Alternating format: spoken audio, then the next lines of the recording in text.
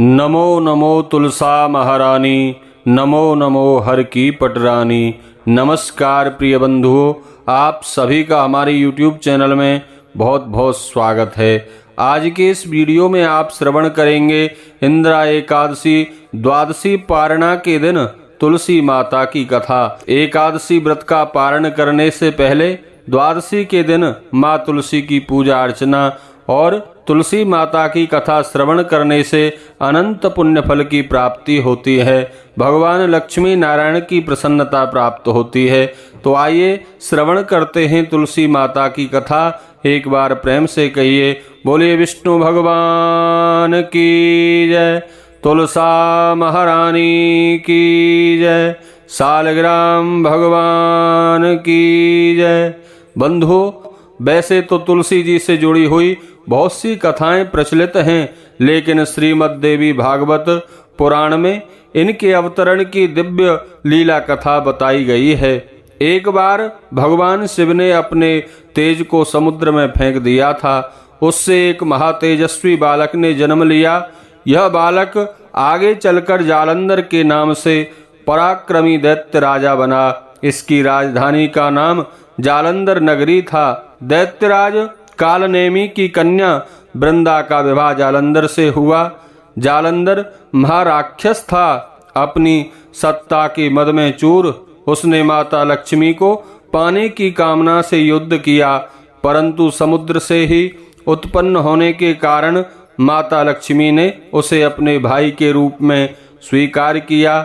वहां से पराजित होकर वह देवी पार्वती को पाने की लालसा से कैलाश पर्वत पर गया। भगवान देवादिदेव शिव का ही रूप धरकर माता पार्वती के समीप गया, परंतु मां ने अपने योग बल से उसे तुरंत पहचान लिया तथा वहां से अंतर ध्यान हो गई। देवी पार्वती ने क्रुद्ध होकर सारा वृतांत भगवान विष्णु को सुनाया।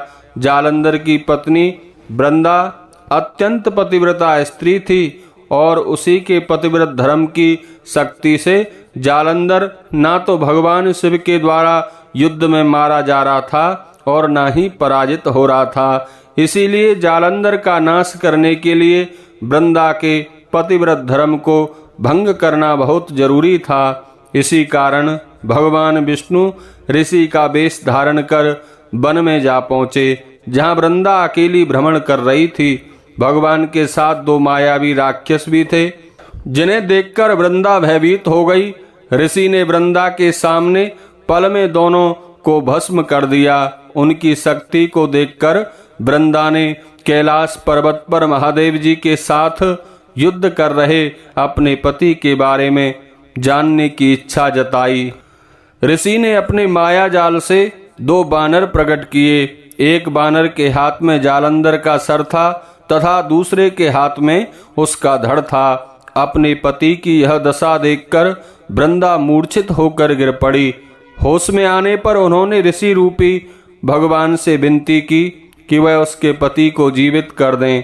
भगवान ने अपनी माया से पुनः जालंधर का सिर धड़ से जोड़ दिया, परंतु स्वयं भी उस शरीर में प्रवेश कर गए। वृंदा को इस छल का जरा सा भी आभास नहीं हुआ।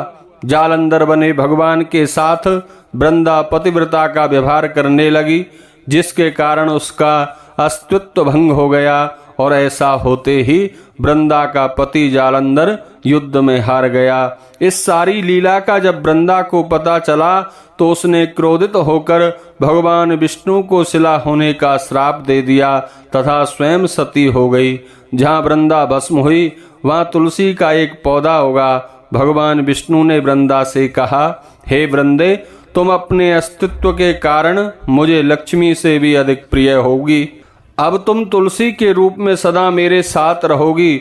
जो मनुष्य मेरे सालग्राम रूप के साथ तुलसी का विवाह करेगा उसे इस लोक और परलोक में विपुल यश की प्राप्ति होगी।